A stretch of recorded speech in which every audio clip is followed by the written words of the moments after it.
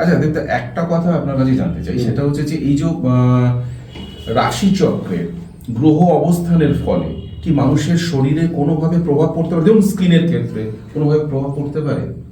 পৃথিবীতে যা যা ঘটে হ্যাঁ। সব কিছু জ্যোতিষ বটে।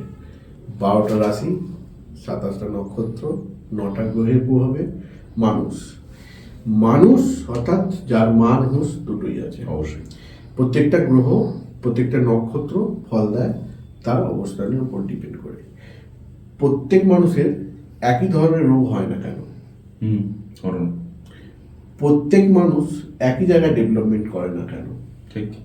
প্রত্যেক মানুষ, কেউ চাষি, কেউ ব্যবসায়ী, কেউ কোটিপতি, কেউ ভিখারি, কেউ ড্রাইভার, কেউ কন্ট্রাক্টর, কেউ জ্যোতিষী, কেউ ক্লায়েন্ট, কেউ ডক্টর, কেউ রোগী।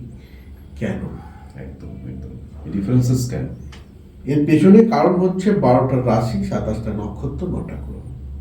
এই 12টা রাশি, 27টা নক্ষত্র, 9টা গ্রহকে যে যত ভালো বুঝতে পারবে, যে যত ভালো এর সঙ্গে খেলা করতে পারবে, সে তত ভালো জ্যোতিষী।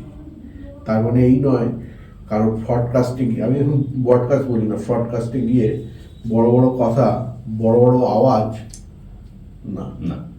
তাহলে প্রত্যেকটা গ্রহে, প্রত্যেকটা নক্ষত্রের ইন্ডিভিজুয়ালি কিছু রোগ আছে। সেটা মেডিকেল অ্যাস্ট্রোলজি আমরা যখন প্রমোট করব তখন এক্সপ্লেন করবো। একদম। তাও তুমি যখন বললে আমি বলে দিই, কেতু যদি কেতু নক্ষত্রকে রিপ্রেজেন্ট করে এবং কেতু যদি মঙ্গলকে রিপ্রেজেন্ট করে, তখন কিন্তু দেখা যায় ম্যাক্সিমাম ক্ষেত্রে স্কিনের প্রবলেম হয়। আচ্ছা।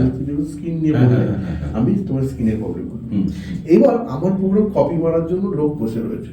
আমি যদি আজকে বলে দিই না কোন নক্ষত্রে কোন রোগ হয় না, তাহলে আমার তো ব্যাপারটা থাকবে না। আমি ওপেন করে দিলাম পাবলিকের কাছে। তো পাবলিকের কাছে সব ওপেন করার দরকার নেই। আপনার রোগ হয়েছে, আপনি আসবেন, সুস্থ করে দিয়ে, সম্পূর্ণ ভালো করে দিয়ে, আপনার গ্রহর অবস্থান থেকে বের করে দিয়ে আপনাকে সঠিক দিশা এবং লক্ষ্যে পৌঁছে দেওয়ার দায়িত্ব দেবশাস্ত্রের। সেটুকু আমি পারি, অবশ্যই